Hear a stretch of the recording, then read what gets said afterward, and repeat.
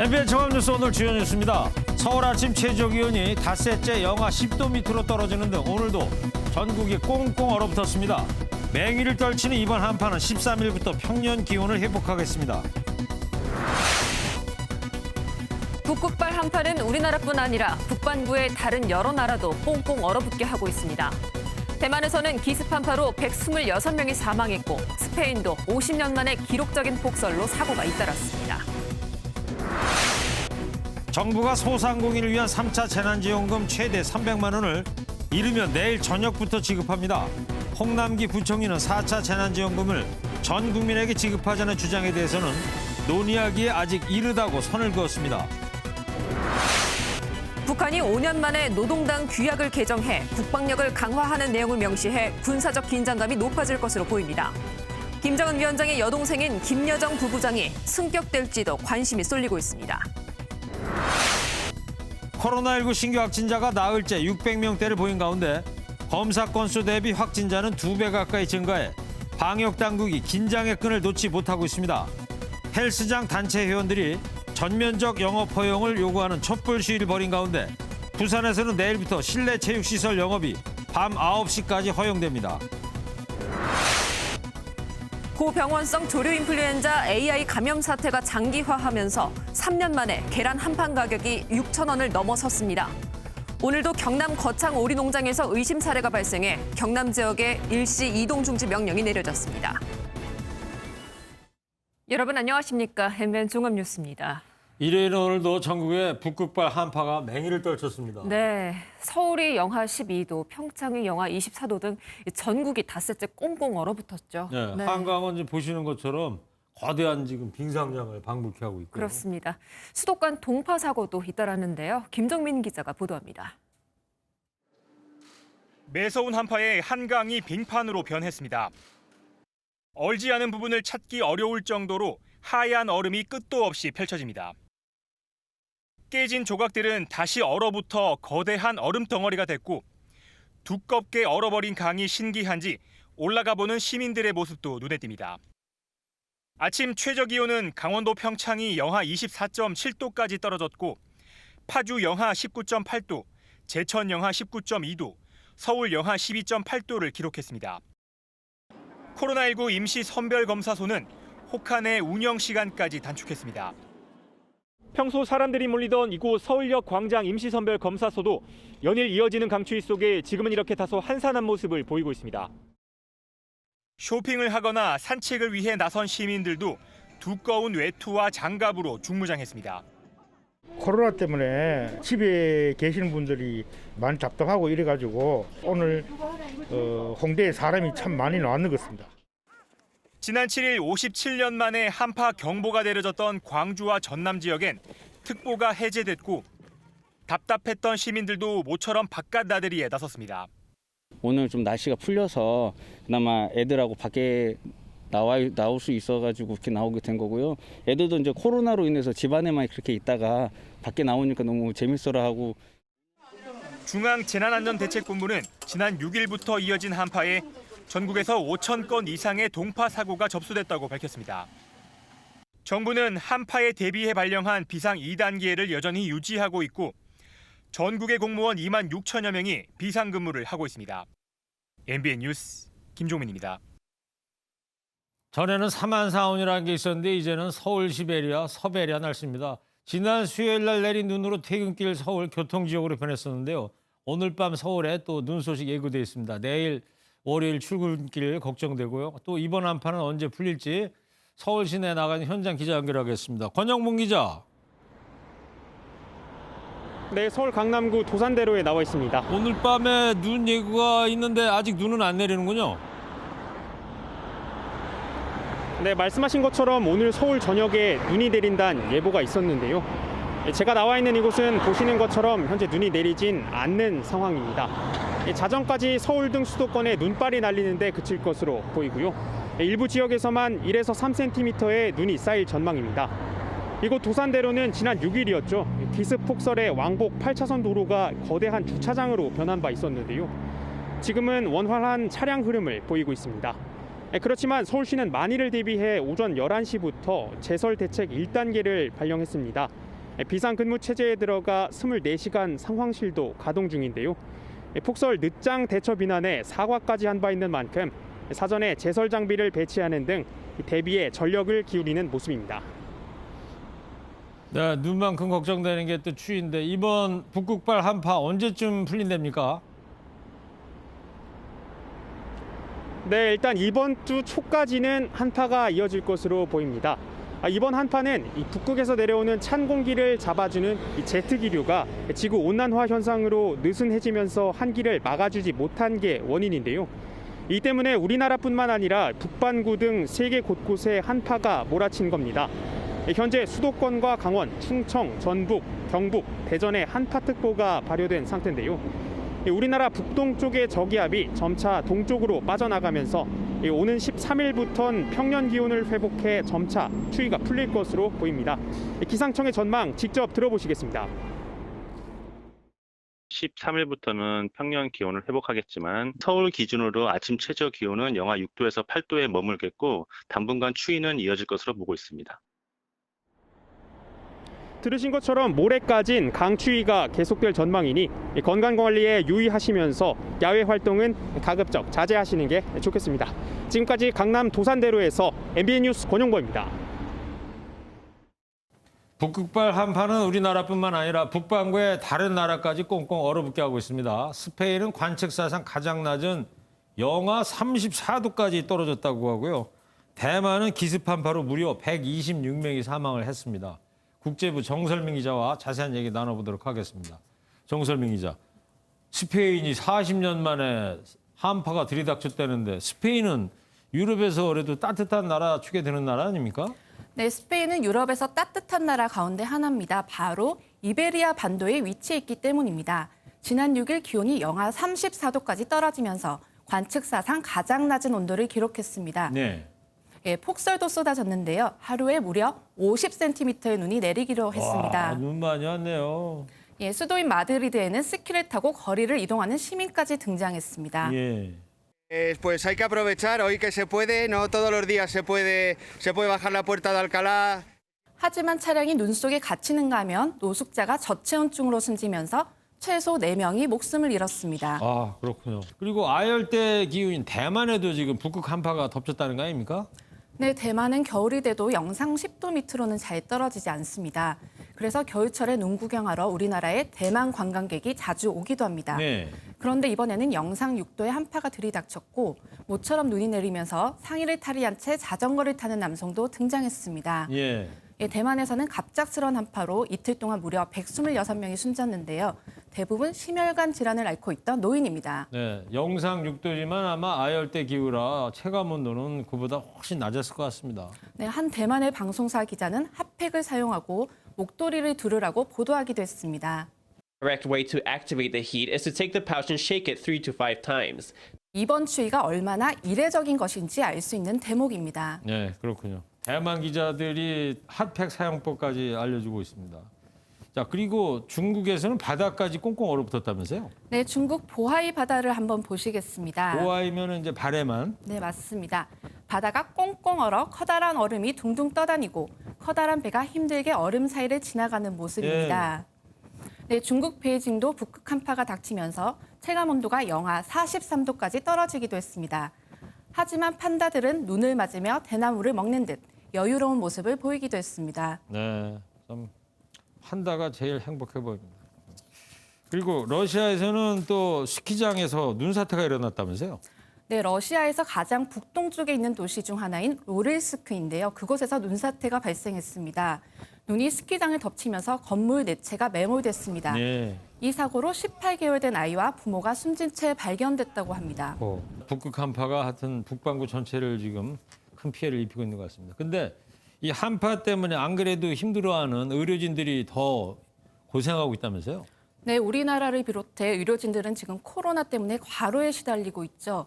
그런데 기습 한파로 또 환자가 급증하면서 병원들은 비상사태에 걸렸습니다.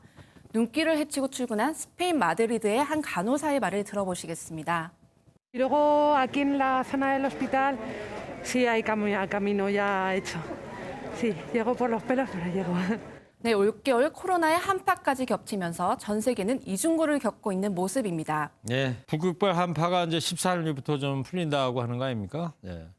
자, 시청자 여러분 건강에 항상 유념하셔야 되겠습니다. 지금까지 정설민 기자였습니다. 네, 다음 소식입니다. 내일부터 소상공인 등 580만 명에게 최대 300만 원의 재난지원금이 지급됩니다.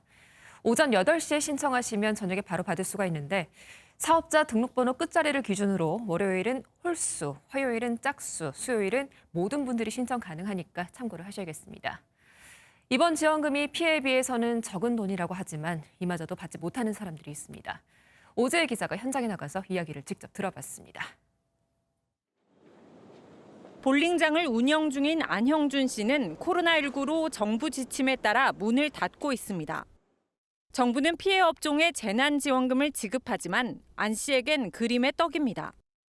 직원 수 4명 이하에 연매출 4억 이하라는 지급 기준에 맞지 않기 때문입니다.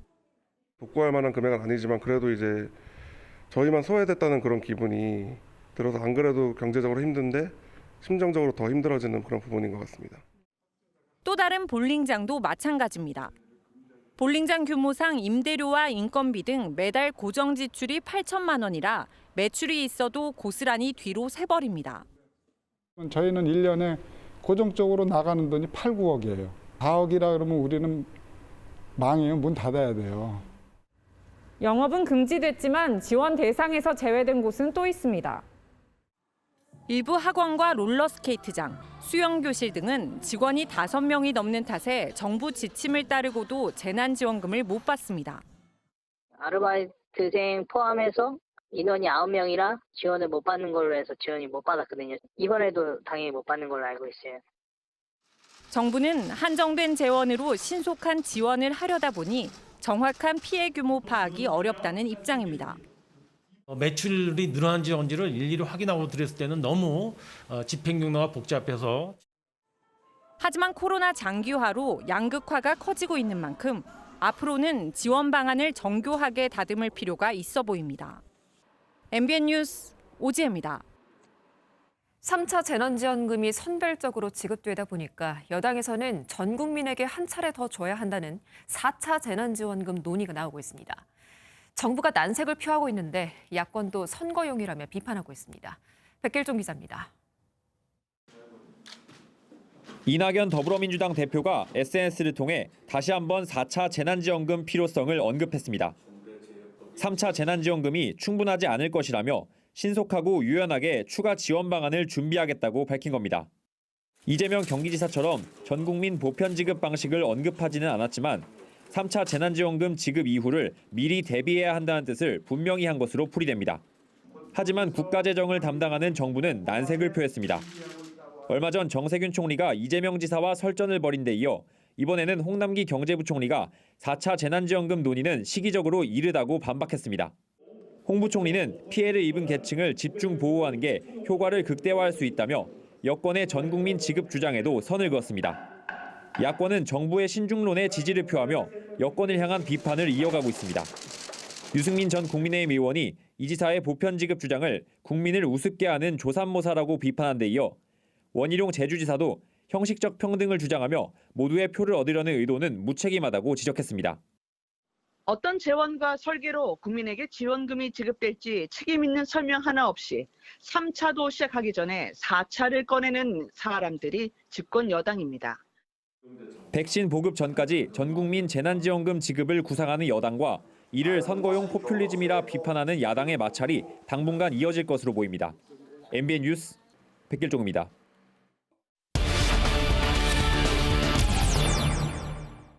북한에서 노동당 8차 대회가 오늘로 엿새째 열리고 있습니다. 오늘은 당규약을 개정을 했는데요. 국방력 강화를 명시하는 등 주로 국방 분야에 중점을 뒀다고 합니다. 정치부 김현 기자와 함께 당대에 정리해 보도록 하겠습니다. 김현 기자, 오늘 북한이 이제 당규약 개정을 해서 국방력 강화를 명시했다. 어떤 의미입니까? 네, 5년 만에 바뀐 북한 노동당 규약은 국방력 강화에 방점을 찍었습니다. 네. 특히 통일과업 달성을 위해 강력한 국방력으로 군사적 위협을 제압한다. 이 문구가 눈길을 끄는데요. 우선 발표 내용 함께 들어보시겠습니다. 네. 이것은 강위력한 국방력에 의거하여 조선반도의 영원한 평화적 안정을 보장하고 조국 통일의 역사적 위협을 앞당기려는 우리 당의 확고부동한 입장의 반영으로 됩니다. 조선중앙TV 지금 이야기 좀 들어봤는데 도대체 뭔 얘기입니까? 좀 자세하게 설명을 좀 해주세요. 네, 지금까지 북한은 주체 사상을 이제 우리나라에 이제 퍼뜨리고 남한의 혁명을 일으킨다는 김일성 시대 통일 노선을 추진해 왔는데 이게 현실적으로 불가능하다는 것을 깨닫고 군사력을 강화해서 이제 통일을 이루겠다. 새로운 통일 노선을 이제 채택한 것으로 이렇게 분석이 됩니다. 또 어제 핵잠수함 개발 발언과 같은 맥락으로 오는 20일 출범하는 바이든 미국 행정부 등의 이제 대외 압박의 성격도 있는 것으로 보입니다. 네, 그렇군요. 그리고 이제 오늘 나온 내용 중에 이 노동당 조직도 이 개편이 이루어졌더라고요. 정무국이 폐지가 되고 비서국이 다시 부활했다고 그러는데 이건 또 어떤 내용이에요? 네, 과거 소련도 그렇고 공산당을 보면 당의 비서가 제일 중진들이고 그중에서 총비서, 비서 가운데 제일 우두머리가 중심이 되는 체제입니다. 근데 지난 2016년 7차 당대회에서 이 비서국을 정무국으로 바꿨는데요. 김정은 위원장이 조선노동당 위원장직을 그때 새로 만들었었거든요. 이 위원장에 취임하기 위해서 비서국을 해체했었는데 그때부터 우리가 김정은 위원장 그렇게 호칭을 한 겁니까? 네, 이 비서국이 해체되면서 북한의 위원장이라는 직함이 좀 남발이 되기 시작했습니다. 따라서 위원장이라는 직위를 이런 식으로 김정은에게만 부여를 하거나 권위를 강화하기 위한 해석이 나오고 있습니다. 정책 집행기구로서 정무국이 비서국으로 바뀌었기 때문에 김정은 위원장은 당 위원장의 호칭을 유지한 채 비서국 총비서의 호칭도 함께 쓸 가능성이 높은 것으로 분석합니다. 그러니까 북한에 김정은 위원장뿐만 아니라 여러 가지 조직의 위원장들이 있는데 다른 위원장은 다 없애고 오로지 앞으로 북한에서 위원장 호칭은 김정은만 쓰겠다 이런 이야기라는 얘기죠. 네, 그렇게 이해하시면 되실 것 같습니다. 그리고 김여정 부부장의 경우도 이번에 승격할 것이다 이런 관측도 나왔는데 아직 공식 발표는 없는 것 같습니다. 네, 그렇습니다. 김여정 부부장은 최근 5년 동안 지위가 그야말로 수직 상승하고 있습니다. 현재는 당 정치국 후보위원인데 우리나라로 치면 부총리급 되는 그런 지위입니다. 지금 북한이 사실상 김정은, 김여정 앞세운 남매 통치고 김여정이 대남 대미 관계를 총괄하고 있는 것으로 보이거든요. 승격 가능성은 이번 당대회 배치 등에서도 드러났는데 대회장으로 입장하는 김 위원장 뒤로 여동생 김여정과 측근 조영원이 바짝 따라붙었습니다. 저 장면이군요. 네, 그렇습니다. 김 위원장의 최측근인 두 사람은 이번 당대회 집행부 명단에 새로 이름을 올렸습니다. 주석단 둘째 줄에 위치한 김여정 부부장은 이제 정치국 위원 승격 관측도 나오는 이유인데요. 지금 화면에서 보시는 것처럼 김 부부장이 둘째 줄에 앉아 있는데 곧 첫째 줄로 내려오지 않을까 이렇게 예상이 됩니다. 네, 그런 거군요. 하여튼 8차 대회를 통해서 김여정의 상승이 현실화되고 있다 이렇게 이해를 하면 될 것 같네요. 네, 그렇습니다. 그리고 북한 당대 지금 엿새째 계속되고 있는데 이전 당대보다 좀 기간이 길어지는 이유가 있습니까? 네, 북한 당대회는 이제 당 중앙지도기관 선거와 결정서 채택이 남아 있습니다. 당대회 일정은 이 결정서 채택 여부에 달려 있을 것으로 보이는데요. 이 결정서가 왜 중요하냐면 당의 공식 입장을 정하고 다음 당대회까지 국정 운영의 기본 방향을 발표하는 절차입니다. 이른바 국정 철학을 정하고 발표하는 건데요. 지금까지 북한의 굵직하고 중요한 결정들이 이 당대회 결정서를 통해서 주로 발표가 됐습니다. 예외적으로 이제 김정일 위원장 때는 36년 동안 개최가 되지 않았지만 김정은 위원장이 다시 개최를 시켰고요. 하지만 이번 당대회에서는 이 결정서를 채택하지 않을 수도 있다 이런 예상이 나왔습니다. 북한이 섣불리 이제 다음 행보를 결정하는 것에 주저하고 있다 이런 분석인데요. 하지만 가장 중요한 결정인 만큼 마지막 날 발표할 수도 있다 이런 의견도 있습니다. 마지막이 언제인지는 아직 모르는 거죠? 네, 그렇습니다. 이렇게 이제 분석이 많이 엇갈리고 있는데 만약 결정서 채택 과정이 남아 있다면 현재 진행 중인 당대회는 마무리에 시간이 좀 더 걸릴 수 이렇게 보고 있습니다. 네, 지금 저 노동당대가 이제 북한의 최고 의사 결정 기구 아니겠어요?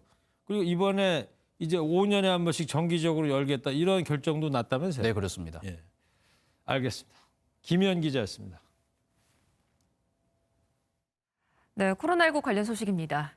헬스장 업주들이 영업을 허용해달라며 촛불 시위에 나섰는데 당국은 현행 거리두기 단계가 종료되는 17일 이후에나 일부 풀어줄 수 있다는 입장을 밝혔습니다.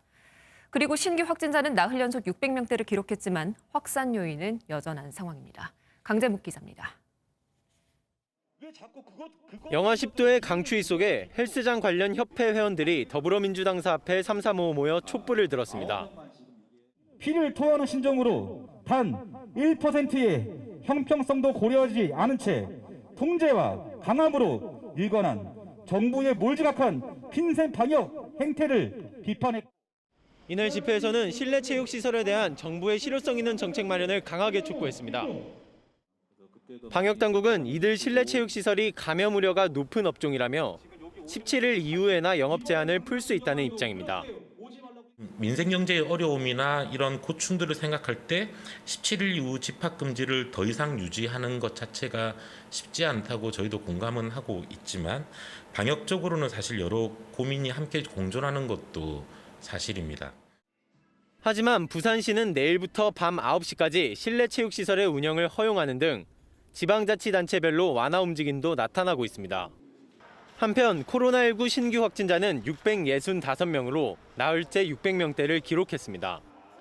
감염 재생산 지수도 0.88로 낮아지면서 감소세가 확연해지고 있습니다. 다만 검사 건수 대비 확진자인 양성률은 1.96%로 어제보다 2배 가까이 상승해 당국이 긴장의 끈을 놓지 못하고 있습니다. 방역 실천이 조금씩 효과를 발휘하고 있습니다. 확실히 안전국면으로 접어들려면 이번 한 주 동안 사회적 실천력을 최고 수준으로 유지해야 하겠습니다. 동부구치소에선 여성 수용자 확진 사례가 처음 발견됐고 부산에서는 일부 대형 교회가 주말 예배를 강행하기도 했습니다. 정부는 이번 주 확진자가 500명대 밑으로 떨어지면 오는 17일 거리두기 단계를 낮출 가능성도 열어놓고 있습니다. MBN 뉴스 강재묵입니다. 서울에선 유동인구가 많은 곳에서 코로나19 환자가 나와 비상입니다. 국내 최대 시장인 가락시장에서 상인 4명, 그리고 강남역 지하상가와 지하철 기관사 중에서도 확진자가 나왔습니다. 정주영 기자입니다. 국내 최대 농수산물 시장인 서울 송파구 가락시장입니다. 수산물과 건어물, 축산물을 파는 가락몰 1층 출입구에 빨간색 통제선이 설치됐습니다. 1층에서 일하는 상인 4명이 코로나19 확진 판정을 받았기 때문입니다. 이곳 가락몰 1층에 있는 360개 점포의 영업은 전면 중단됐고 상인 1,200명은 자가격리 조치됐습니다. 이들의 코로나 검사 결과에 따라 가락몰 전체 상인에 대한 전수조사가 추진됩니다. 장어가 먹고 싶다 그래서 수산시장에 왔는데 문을 닫아뒀네요. 코로나 때문에. 그래서 걱정이에요 지금. 하루 평균 이용객이 14만 명에 달하는 서울 강남역 지하상가가 썰렁합니다. 환경미화원 1명이 확진되면서 240개 모든 점포가 철제문을 내리고 영업을 중단했습니다. 보행 구간을 뺀 모든 시설이 폐쇄됐습니다. 종종 오는 곳인데 확진자들 나왔다고 해서 불안한 마음이 좀 큽니다. 지하철 8호선 잠실 승무사업소 소속 기관사 등 8명도 코로나 양성 판정을 받았습니다. 다만 승객들과 접촉하지 않았고 열차 운행에는 차질이 없다고 서울교통공사는 설명했습니다. 많은 사람이 찾는 다중시설에서 감염 사례가 잇따르면서 불안감이 커지고 있습니다. MBN 뉴스 정주영입니다. 코로나19가 우리 일상을 덮친 지 이제 1년이 다 돼갑니다. 의료진들의 헌신으로 확산세를 막아내고는 있지만 기존 의료 방역 체계가 한계에 달한 모습들이 곳곳에서 드러나고 있습니다. 어떤 사례들인지 정태훈 기자가 취재했습니다. 지난달 세 가족이 모두 코로나19에 확진되면서 함께 집에서 버텨온 정모 씨는 아이가 아팠던 날이 아직도 생생합니다. 아무튼 아이가 열이 한 번 났었고 보건소에 전화했더니 계속 이유가 바꿔오면서 일합분들이 구해주고. 정 씨는 자신에 대한 역학조사가 카드 내역과 동선을 전화로 물어보는 정도로만 그치는 등 확진자 관리가 한계에 봉착한 모습이었다고 말합니다. 자가격리 앱을 깔라는 말도 없었고 자기들이 확진자가 지금 하루에 20명 정도 생기고 있어서 너무 바빠서 신경을 못 쓰는 게 너무 많다. 그 말을 들으면서 지금 마비가 되고 있구나라는 걸. 현재 서울시의 역학조사관은 100명이 채 안 되는데 매일같이 수백 명의 확진자가 나오다 보니 사실상 혼자서 여러 명을 맡아야 합니다. 전국의 의료 인력이 총동원되고 있는 상황이지만 현장에선 치료가 부실하다는 증언만 이어집니다. 확진 치료를 받던 가족은 증상이 없다는 이유로 검사도 안 하고 내보내서 따로 보건소 가서 검사를 받았거든요. 그리고 같이 사는 또 가족이 확진이 돼서 저는 자가격리를 지금 4주째 하고 있는 상황입니다. 방역수칙 위반에 대한 제재도 허울뿐이라는 지적입니다. 수납 금지 그걸로 신고를 제가 넣었었는데 취하해달라고 하면 안 되냐라는 코로나 검사 때문에 이미 업무량도 포화의 상태인데 모든 국민들은 정부에서 보건소 앱에다 신고를 하라고 그걸 그대로 알고 있는데 끝을 모른 채 이어지는 코로나 사태에 무릎 꿇고 있는 의료 방역 체계. 장기전에 대비한 새로운 시스템이 필요하다는 목소리가 높습니다. MBN 뉴스 정태용입니다. 그제 오후 서울 기온이 영하 15도였습니다. 이 매서운 칼바람 속에 3살 여자아이가 집 밖 길거리에서 서성했습니다. 그것도 내복 차림으로요. 행인에게 구조가 됐는데 하루 종일 굶었다고 합니다. 어른도 이 지경이면 버티기 힘들 텐데요. 이웃들은 아이 방치가 전에도 있었다고 합니다. 경찰은 친모를 아동학대 혐의로 조사하고 있습니다. 조동욱 기자입니다. 이틀 전 서울의 한 편의점. 이웃 주민이 고개를 푹 숙인 아이를 다독이며 편의점 안으로 들어옵니다. 아이를 감싸던 담요가 흘러내리자 대소변으로 젖은 아이의 내복이 드러납니다. 지난 8일 서울 강북구의 한 주택가에서 3살 아이가 내복 차림으로 혼자 거리를 헤매다 발견돼 경찰이 수사에 나섰습니다. 아이가 발견된 날 서울의 평균 기온은 영하 15도였습니다. 아이는 발견 당시 내복만 입은 채로 추위에 떨고 있었는데 눈물을 흘리며 지나가던 시민에게 도움을 요청했습니다. 여기에 이제 앉아서 울고 있었고 집에서 문을 못 여니까 다시 안고 편의점에 오게 된 거죠. 편의점에 오는 길엔 막 이렇게 바들바들 떨었었어요. 그래서 저희가 옷을 남편이 입혀줬고 친모는 경찰 조사에서 아이가 어린이집에 가지 않으려고 하자 집에 두고 출근한 것뿐이라고 진술한 것으로 전해졌습니다. 하지만 주변 이웃들은 이러한 방치가 한 번이 아니었다고 이야기합니다. 지난해 크리스마스 이브에 찍힌 CCTV 영상에서도 아이는 울면서 혼자 길거리를 헤매고 있었습니다. 그때는 아이가 좀 이제 혼자 있어서 그런지 좀 많이 울고 있었고요. 여기 들어와서 엄마 막 찾는 그런 모습이었고요. 문 밖에서 되게 큰 소리로 계속 울고 있길래 그때 이제 안으로 데리고 들어와서. 경찰은 신고 직후 아이를 친척 집으로 분리 조치했고 친모를 아동학대 혐의로 입건해 조사하고 있습니다. MBN 뉴스 조동욱입니다.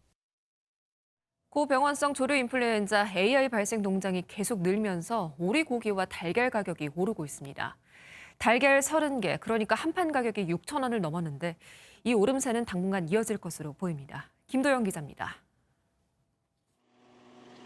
지금까지 고병원성 조류 인플루엔자 AI가 발생한 농장과 농원은 모두 50곳입니다. 여기에 경남 거창의 한 유경 오리 농장에서도 의심 사례가 추가로 발생하면서 3km 인근 조류 6만 6천여 마리가 예방적으로 살처분됐습니다.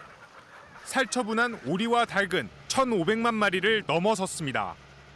오리 산지 가격은 킬로그램당 2,449원, 소비자 가격은 14,257원으로 뛰었습니다. 달걀 가격도 들썩이고 있습니다. 달걀 한 판 가격은 AI가 전국적으로 확산했던 지난 2017년 9월 이후 처음으로 6,000원을 넘어섰습니다. 4년 만에 최고가를 돌파하면서 달걀 파동에 대한 우려도 나오고 있습니다. 옛날에는 4,000 몇백 원 했었거든요. 소비자 입장에서는 부담스러워요. 당국은 아직 수급 문제가 크지 않아 우려할 수준은 아니라고 하지만 AI 확산이 계속되면 가격 오름폭도 더 커질 것으로 전망됩니다. 밥상 물가가 오르면서 한파와 함께 서민들의 주머니 사정도 추워지고 있습니다. MBN 뉴스 김도형입니다.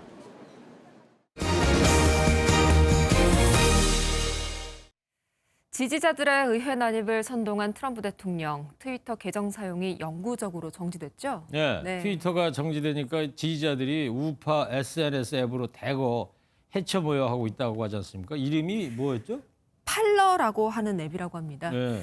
구글과 애플이 이 팔러 앱을 내려받지 못하게 하고 있다고 하더라고요. 그렇군요. 트럼프 대통령이 폭풍 트윗 못해가지고 심심하겠어요. 오는 20일 바이든 대통령 취임식에도 불참한다고 했는데 정말 혼자서 골프를 치러 갈까요? 어떻게 보세요? 뭐 그런 보도가 있긴 한데 네. 날이 추워갖고 근데 골프장 가더라도 실내 연습장 같은데 가지 않을까 잘 모르겠어요. 네, 이무영 기자가 보도하겠습니다. 트위터가 트럼프 대통령 계정을 영구 정지하자 보수 강경파 시위대와 일부 공화당 정치인들이 우파 SNS 팔러로 피신하고 있다고 폭스뉴스가 보도했습니다. 팔러는 큐어넌과 프라우드 보이스 같은 극우 백인 우월주의자들이 애용하는 소셜미디어 서비스입니다. 공화당 소속 하원 의원들 가운데는 이미 계정을 팔러로 이동했거나 곧 하겠다고 트위터에 홍보글을 게시한 사람들도 있습니다. 머지않아 트럼프 대통령도 팔러에서 등장할 것으로 현지 언론들은 예측하고 있습니다. We will never give up. We will never concede. 또 지난 8일 트위터 계정이 차단되자 우리는 침묵하지 않을 것이라며 여러 사이트와 협의를 진행 중이며 가까운 시기에 자체 플랫폼을 만들 수도 있다고 공언한 바 있습니다. 팔러가 트럼프 지지자들 사이에서 대안 SNS로 떠오르면서 8일 애플 앱스토어에서는 팔러 다운로드 횟수가 하루 만에 4배로 급증하며 1위를 기록하기도 했습니다. 그러나 구글과 애플은 극우파들이 의회 난입 사태를 모의하는 데 팔러를 이용했다는 이유로 다운로드 금지 조치를 내렸습니다. MBN 뉴스 이무형입니다. 마이크 폼페이오 미 국무부 장관이 지난 1979년 이후 미국의 외교관 등 공무원들이 대만 당국자와 접촉하지 못하도록 한 자체 규제를 해제한다고 밝혔습니다.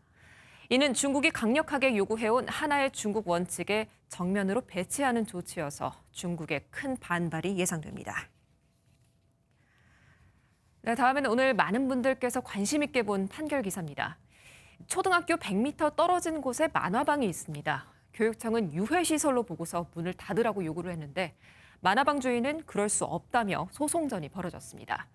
이에 법원은 만화방은 아이들에게 나쁜 영향을 주지 않는다고 판단했습니다. 이혁근 기자입니다. 서울 시내 한 만화방입니다. 지난 2018년 교육청은 이 만화방이 초등학교에서 100m 정도밖에 떨어져 있지 않아 학생들에게 나쁜 영향을 줄 수 있다며 문을 닫으라고 요구했습니다. 만화방 측은 처분이 과하다며 교육청과 법정 다툼을 벌였고 법원은 만화방의 손을 들어줬습니다. 서울행정법원은 만화방이 학생들에게 유해하다고 단정할 수 없다며 오히려 그런 영향을 주지 않을 것이라 보는 게 합리적이라고 판단했습니다. 재판부는 폭력적이고 선정적인 일부 만화가 유해할 뿐 이는 해당 유해물을 별도로 규율하면 족하다고 덧붙였습니다. 초등학생들은 받지도 않겠다. 성인 만화책 같은 경우는 일체 두지 않겠다. 블라인드라든가 커튼 같은 건 아예 설치도 하지 않겠다. 이걸 저희가 약속을 했었어요. 만화방의 입점 위치도 영향을 미쳤습니다. 만화방이 있는 건물엔 노래방 등이 같이 있습니다. 법원은 만화방이 추가된다고 해서 특별히 교육 환경이 더 나빠진다고 볼 수는 없다고 판단했습니다. 청소년 출입 가능 업소에 대해 유해시설이라고 단정 짓는 건 직업 선택의 자유나 재산권을 침해한다는 취지로 내린 판결입니다. 정부도 학교 인근에서 만화방에 자유로운 영업이 가능하도록 법을 바꾸려 하는 등 만화방에 대한 사회적 인식이 바뀌고 있습니다. MBN 뉴스 이혁근입니다. 일본 정부가 서울중앙지법의 위안부 피해자 배상 판결과 관련해 유엔 최고법정인 국제사법재판소에 제소하는 방안을 검토하고 있다고 일본 아사히 신문이 보도했습니다. 아사히 신문에 따르면 일본 정부 고위 관계자는 국제사법재판소 제소는 유력한 선택지라며 한국 측이 응하지 않을 경우 입장이 어렵게 될 것이라고 말했습니다. 이번 달에 예정된 초중등교원 2차 임용시험에서는 코로나19 확진자도 시험을 볼 수 있게 됐습니다. 교육부는 확진 판정을 받은 응시생은 생활치료센터 등 지역별로 지정된 별도 공간에서 시험을 치르게 할 예정이라고 밝혔습니다.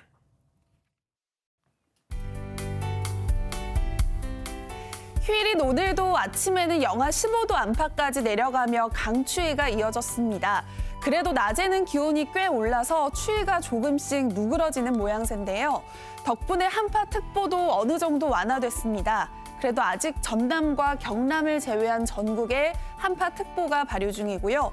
내일 아침 철원이 영하 20도, 서울이 영하 12도 등 곳곳에서 영하 15도 안팎까지 내려가 무척 춥겠습니다. 서해안과 제주도, 울릉도와 독도는 요 며칠 많은 눈이 내렸습니다. 모레 새벽까지 오락가락 더 내리겠는데요. 울릉도와 독도, 제주 산지에 최고 15cm의 많은 눈이 더 내리겠고 서해안에는 1에서 3cm의 눈이 내리겠습니다. 현재 전국에 구름이 많이 껴 있습니다. 밤까지 서쪽 지방 곳곳에는 눈이 오는 곳이 있겠습니다. 내일 전국에 구름이 많겠고요. 아침에는 영하 15도 안팎까지 내려가겠지만 낮에는 영하 2, 3도 안팎까지 오르겠습니다. 남부지방은 낮 기온이 영상권을 회복하는 곳이 많겠습니다. 광주와 대구의 낮 기온 1도가 예상됩니다. 동해안 지방 건조 경보가 발효 중입니다. 추위는 화요일 낮에 전국에서 영상권을 나타내며 점차 풀리겠고요. 수도권과 영서에는 눈이 내리겠습니다. 날씨였습니다. 새해 되고 벌써 열흘 지났네요. 그러니까요. 그래도 다음 달 설 전까지는 새해 기간이잖아요. 네. 새해 목표 뭐 세웠어요? 저는 3초 실천입니다. 3초 실천? 네. 작심삼일도 아니고 뭐 3초만 실천하는 아닙니다. 결심한 것을 딱 3초 안에 실천을 하는 거죠. 아침에 눈을 뜨고 나서 딱 일어나자 하면 3초 안에 일어나는 겁니다. 와, 좋네요. 저도 따라 한번 해볼게요. 3초 실천. 네. 우리 시청자 여러분들께서도요, 지금 나오는 이 노래 워크 오프 라이프처럼 이 삶의 힘찬 한 걸음을 내딛는 한 주 맞이하시면 좋겠습니다. 자, MBN 종합뉴스는 여기서 모두 마치겠습니다. 시청해주신 여러분 고맙습니다.